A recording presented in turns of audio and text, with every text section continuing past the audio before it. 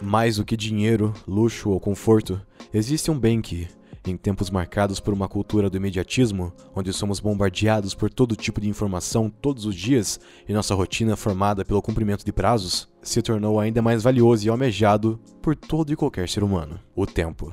Seja pelo excesso de obrigações ao longo do dia, pela falta de organização e disciplina para distribuir horários para responsabilidade e lazer, ou mesmo pela inevitabilidade da morte, todos já desejaram ter mais tempo disponível para aproveitar o que a vida tem a oferecer. Desde coisas mais simples como presenciar do pôr do sol com uma companhia agradável, até outras mais onerosas, como realizar uma viagem de férias para conhecer um novo país, um novo povo, uma nova cultura. Além disso, quantas vezes já pensamos em acontecimentos passados, sejam eles bons ou ruins, em que poderíamos ter agido de maneira diferente e obter outro resultado, se não fosse a nossa falta de experiência e maturidade da época em questão. E como seria bom voltar no tempo e fazer algo diferente, graças ao conhecimento e experiência adquiridos até o dia de hoje. Feliz ou infelizmente, a raça humana ainda não atingiu o patamar, se é que é possível, de controlar o tempo ao seu bel prazer. E ao invés disso, nos resta resignar ao ensinamento do célebre provérbio: o tempo e a maré não esperam por ninguém. Ainda assim, a temática em questão continua a inspirar escritores, roteiristas, diretores de cinema e artistas dos mais diversos ramos a abordarem a possibilidade do humano viajar através do tempo, bem como de explorar as possíveis implicações disso no passado, presente e futuro,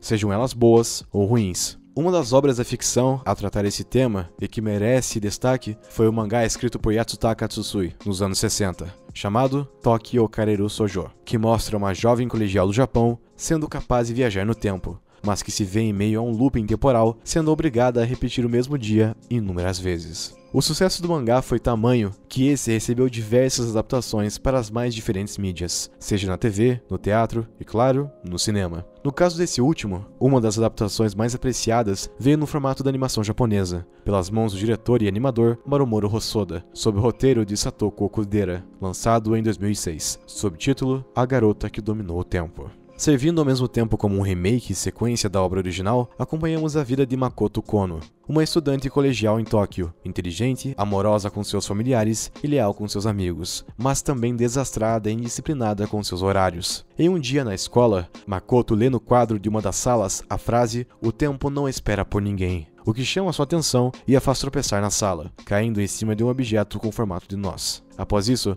Makoto vai com sua bicicleta em direção ao Museu Nacional de Tóquio encontrar a sua tia, enquanto um grave acidente a faz ser lançada em direção a um trem em movimento. Mas ao invés de ser morta na colisão, a garota percebe que voltou no tempo momentos antes do acidente ocorrer. Ao conversar sobre isso com sua tia, a mesma revela que essa é uma habilidade que determinadas pessoas possuem de literalmente saltar no tempo e voltar para o passado, sejam minutos, horas ou mesmo dias. Apesar de inicialmente descrente, não demora para Makoto reconhecer que possui essa habilidade, embora não saiba como a conseguiu, e logo decide tirar proveito de seu novo dom em coisas triviais, como pegar o pudim da geladeira antes de sua irmã mais nova e preparar as provas do colégio, ou mesmo evitar perguntas e situações constrangedoras com seus amigos, sobretudo com Chiaki, que demonstra ter sentimentos pela garota. Porém, como for avisada por sua tia anteriormente, voltar no tempo por proveito próprio pode causar graves consequências na vida de outrem, incluindo aqueles com quem mais se importa. E logo, Makoto irá descobrir que nem mesmo a sua capacidade de salvar no tempo lhe permite prever o desfecho dos acontecimentos, tampouco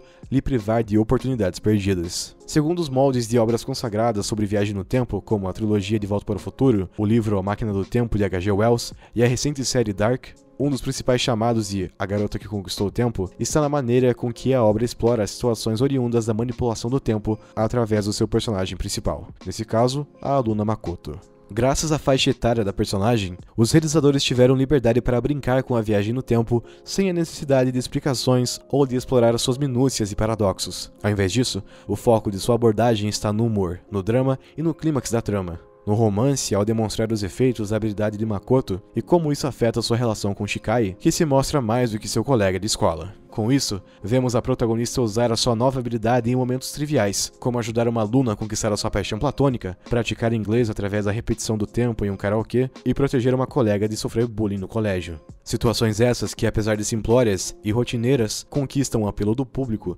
pela familiaridade com situações semelhantes em seu dia a dia. Além disso, a obra não faz questão de abordar conceitos da física para explicar a viagem no tempo em si, com a mera explicação de que Makoto conseguiu tais poderes após seu contato com o objeto em formato de nós, que criou uma tatuagem em seu braço com a quantidade de viagens no tempo que ela pode fazer, com o número diminuindo a cada salto. A explicação não possui qualquer lógica, mas, de novo, é adequada para a obra devido à intenção dos realizadores em não tomar esse centro de narrativa, mas sim um elemento para debater os assuntos que realmente importam. O principal deles se mostra exatamente na frase lida por Makoto em 2 momentos cruciais da trama, escrita a giz em um quadro de seu colégio. O tempo não espera por ninguém. Ao longo da história, vemos a protagonista sempre atrasada para se arrumar, tomar café e ir ao colégio, sendo conhecida por sua personalidade desajeitada e estabanada, por tentar compensar o tempo perdido, fazendo suas obrigações da maneira mais rápida e desorganizada possível. Ao obter o poder de saltar no tempo, Makoto faz as suas atividades da maneira mais correta e pontual, mas isso também se torna uma forma dela se acomodar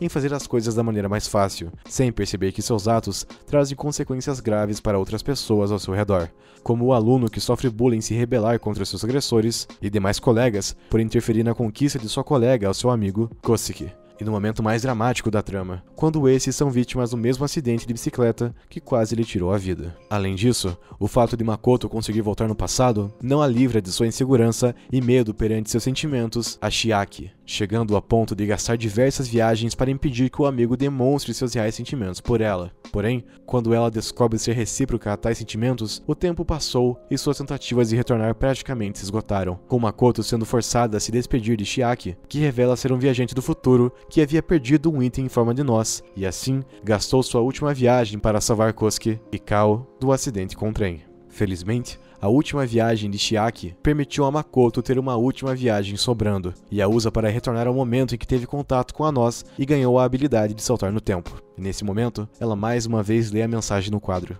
o tempo não espera por ninguém. Makoto então toma todas as atitudes para impedir o mesmo desfecho para seus amigos e familiares, e parte em busca de Chiaki, revelando toda a verdade e seus sentimentos por ele. Sua atitude permitiu que Chiaki ainda tivesse a sua última viagem para voltar ao seu tempo, e o mesmo é forçado a voltar. Porém, garante a Makoto que estará esperando por ela no futuro, que agora sabe exatamente o que deseja quando ele chegar. Com tantas outras obras a abordar viagem no tempo, vemos que a principal lição deixada em A Garota que Conquistou o Tempo está no quão implacável esse pode ser, pois de uma forma ou de outra, ele seguirá o seu fluxo, enquanto nós, muitas vezes, perdemos oportunidades por não direcionarmos nossos esforços e atenção para aquilo com que mais nos importamos, ou mesmo para aqueles com quem desejamos estar. Até o momento, a humanidade não é capaz de moldar o tempo, apenas se adaptar a ele. E com isso em mente, devemos aproveitar as oportunidades que a vida nos oferece, bem como as pessoas que passam por ela, pois como Makoto e Chiaki descobriram ao longo de uma intensa jornada entre diferentes momentos do tempo,